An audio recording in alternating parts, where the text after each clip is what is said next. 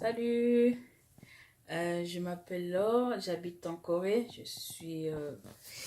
J'habite en Corée depuis presque un an maintenant et j'apprends la musique et tout ça. En fait, quand je suis ici, quand j'ai des difficultés et tout ça, j'appelle maman. Et à chaque fois que j'ai des problèmes ou que j'ai une situation un peu, on va dire, difficile plutôt, je l'appelle et je lui demande des conseils. Et généralement, en fait, elle utilise les proverbes pour m'expliquer. Elle en connaît des milliers, elle en connaît des milliers, des milliers. Euh, donc au départ, je me suis dit, je vais l'écrire. Et après, bon, comme je suis une flemmarde, j'ai décidé de le faire par vidéo pour rendre hommage à maman, en fait, par rapport à tous ces conseils qu'elle me donne et tout ça. Et puis après, on verra la suite, on verra. Hum. Donc j'ai décidé de faire des vidéos, d'en faire peut-être une par semaine. Et en fait, à chaque fois, à chaque proverbe qu'elle me donne, je vais l'illustrer par du vécu. Je pense que c'est plus simple à expliquer et j'essaierai de donner des conseils si c'est possible. Ok. Le premier proverbe que je vais faire, que je vais expliquer aujourd'hui, hum, ce sera,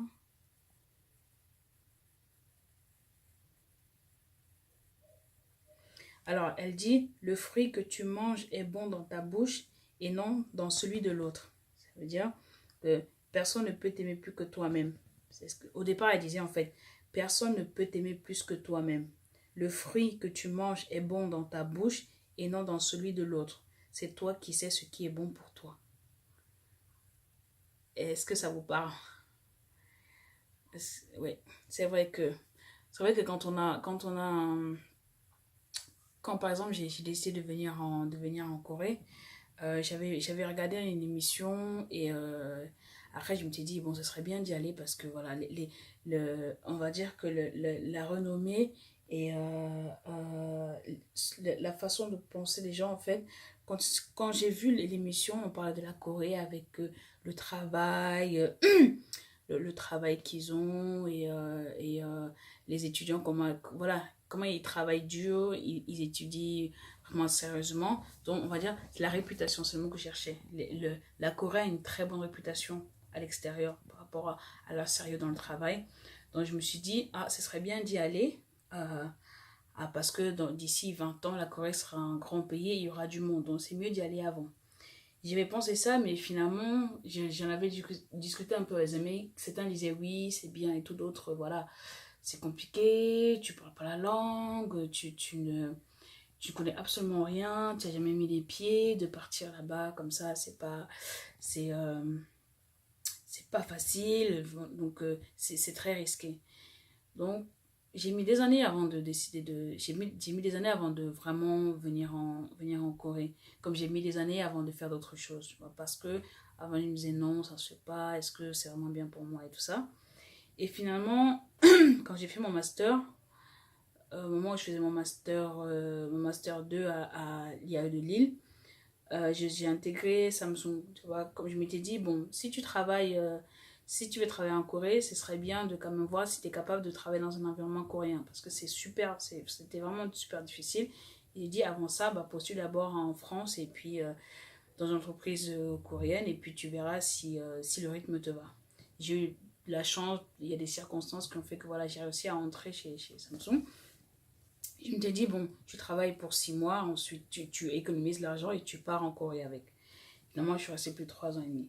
Mais bon, c'était vraiment super. Je me suis fait beaucoup d'amis, j'ai rencontré des gens super.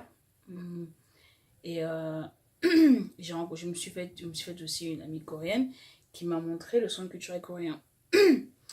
On va dire dans la continuité de la chose, je me suis inscrite pour apprendre la langue, pour avoir voilà, quand même des bases de langue avant de venir. Mon amie, j'ai une amie en fait qui regardait les dramas coréens, qui m'a fait découvrir les dramas coréens, que j'ai beaucoup aimé. Donc dans les dramas, j'ai écouté il y avait les chansons des ballades coréennes. Et je me suis dit, oh, c'est pas mal, c'est pas mal. Et les chansons étaient vraiment jolies, donc je les apprenais. Et quand j'étais au centre culturel coréen, voilà, je chantonnais un petit peu. Donc ma prof de coréen m'a dit, oh, et tout, t'as une belle voix, et ce serait bien si tu pouvais participer au concours de Pansori qui se passe souvent ici. J'ai dit, au départ, j'ai dit, non, je sais pas ce que c'est. Et en fait, j'ai une autre amie, Victorine, qui avait fait le stage de chant l'année d'avant et qui m'a dit, oui, franchement, c'est bien, ce serait cool et tout ça. Et grâce à elle, elle m'a vraiment encouragée à le faire, à le faire. Donc, je me suis inscrite au stage de chant que donnait la prof de Pansori tous les ans pendant 2 semaines. Ce que je faisais, c'est que j'ai vu que mon responsable connaissait ma passion pour la Corée, mon envie de partir. Et il me laissait partir du travail à midi. Et le stage était de 13h, je crois, 13h à 15h. Donc je partais de 13h à 15h et je retournais travailler.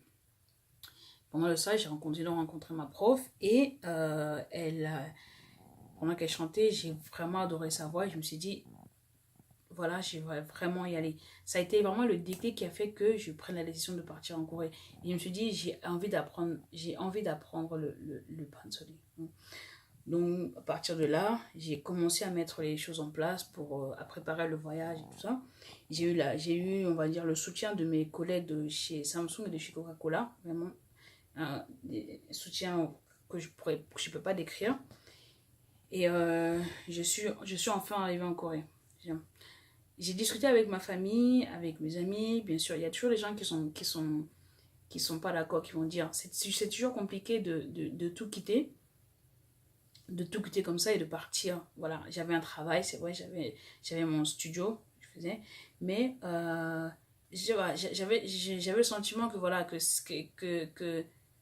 c'était mieux pour moi d'aller ailleurs. Je sais que je me suis dit, je sais que ça va être difficile au début, mais c'est un bon investissement. Ouais. Et euh, mes amis ont essayé de me convaincre, certains ont essayé de me convaincre que non, voilà, c'est pas une bonne idée. Même mes amis coréennes, c'est pas une bonne idée. Qu'est-ce que tu vas faire en Corée? C'est difficile. Voilà. J'ai des amis qui ont quitté la Corée pour vivre à Paris, donc qui, voilà, ont du mal à comprendre ce que je vais faire en Corée. Mais bon, chacun sait ce qu'il cherche.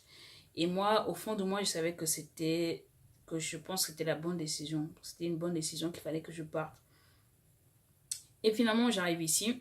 Au début, c'était très, très compliqué. Très compliqué. Mais le fait que ce soit un choix, le fait que ce soit... euh, oui, vraiment que ce soit un choix, fait que on trouve la force de supporter les difficultés. Ouais. Quand j'étais à Paris avec le travail, tout ça, et psychologiquement, c'était compliqué. Je ne sais pas comment décrire. C'est... tu as l'impression que voilà, les gens vont dire, voilà, tu as tout, mais psychologiquement, c'est compliqué pour toi. Tu es pas bien. Ouais. Ici, malgré les difficultés financières et la recherche de logement, psychologiquement, j'étais très bien, ce qui fait que je pouvais surmonter beaucoup de difficultés. Et j'ai eu la chance que j'étais bien entourée aussi. Ça joue aussi. Je ne sais pas si en venant toute seule, sans amis et sans connaissances ici, ça serait passé de la même façon. Je ne sais pas. Mais je pense que je me serais quand même battue je me serais quand même battue pour réaliser, pour faire quelque chose. Maintenant que je suis ici, j'ai vraiment envie de réussir quelque chose. C'est parce que je sais que plus tard, ça va payer. Vous voyez, je ne travaille pas dans une entreprise. C'est vrai qu'avec j'ai travaillé 3 ans et demi chez Samsung, j'ai travaillé presque 1 an chez Coca-Cola. En contrôle de gestion, j'ai de l'expérience. Donc, j'aurais pu intégrer une entreprise. Déjà, j'avais la barrière de la langue qui fait que voilà, c'est compliqué. En venant ici, il faut quand même parler la langue. C'était compliqué. Mais bon, on va dire, un autre problème de moment a quelque chose malheur et bon. C'est que cette barrière de langue a fait que j'ai eu des difficultés. En fait, j'ai pas trouvé de travail. Et j'avais le temps pour réviser le chant, pour prendre plus de cours avec mon professeur, pour étudier en fait à l'université la langue. Et voilà, les circonstances ont fait que voilà, cette difficulté-là en fait que j'ai cherché du travail et sur internet j'ai vu une offre de la chaîne KBS et au Tip Charles. Je me suis inscrite et voilà, j'ai eu la chance de faire l'émission et tout. Et ça s'est bien passé. Donc ce que je veux dire, c'est que c'est vrai que quelquefois, on se sent bien quelque part, on se dit, voilà, on a tout ce qui est matériel, est-ce que les gens disent, voilà, que tu as l'argent, tu as ta maison, tu as un truc, voilà, forcément, tu es bien. Mais c'est pas forcément quelque chose, c'est pas forcément sur ça qu'il faut s'arrêter. Et si je m'étais arrêtée là, je serais à Paris. Maintenant, je serais peut-être malheureuse, je ne sais pas. Mais j'ai pris la décision de partir parce que je savais que c'était quelque chose de bien pour moi. Et je suis toujours convaincue aujourd'hui que c'est bien pour moi. Donc, c'est vrai que quelqu'un d'autre va arriver en Corée, quelqu'un d'autre, un étranger va arriver en Corée, il va avoir, il va avoir un travail stable, une famille et tout, mais il ne sera pas heureux. Vous voyez? C'est-à-dire que à Paris aussi, il y a des gens qui n'ont pas tout ça, mais qui sont heureux. Qui ont pas de travail stable, on va dire. Mais le fait d'avoir quelque chose qu'ils aiment faire, fait qu'ils sont heureux. Donc, je pense que le plus important, malgré la difficulté, si vous êtes convaincu, si vous êtes vraiment convaincu au fond de vous que voilà, ce choix est le bon, même si c'est risqué, vous pouvez y arriver, vraiment. Si c'est un choix, quel que soit l'endroit où vous allez, c'est un choix personnel, les difficultés, je pense que vous arriverez à les surmonter. Psychologiquement, si vous êtes bien, on me dit que voilà, la santé, oui, la santé psychologique, et je pense que quand on dit bien, le psychologique, je crois que ça va être 80% et le physique, voilà. Le psychologique, c'est ça. Comme des malades voilà, qui guérissent comme ça, c'est que psychologiquement, on dit comme pour un malade, on dit il faut avoir des idées positives et tout pour pouvoir guérir. C'est pareil, c'est pareil. Quand vous êtes quelque part, voilà, moi je suis là, je me dis, je veux réussir, j'ai envie de faire quelque chose de bien ici. C'est un choix. Mon choix n'est pas, quelqu'un viendra et ne vivra pas forcément la même chose. Aura tout, une grande maison, un bon travail, mais ne sera pas forcément heureux. Donc, ce que je dis, c'est que prenez les décisions pour vous. Prenez la décision que vous pensez être la bonne pour vous. Malgré les risques, vous y arriverez. Les gens derrière vont douter parce qu'ils ont peur. Il y en a qui ont envie de le faire, mais qui ont peur. Moi aussi, j'avais peur. Bien sûr, j'avais peur de le faire. C'est toujours compliqué. J'avais peur de le faire. Mais je ne regrette pas.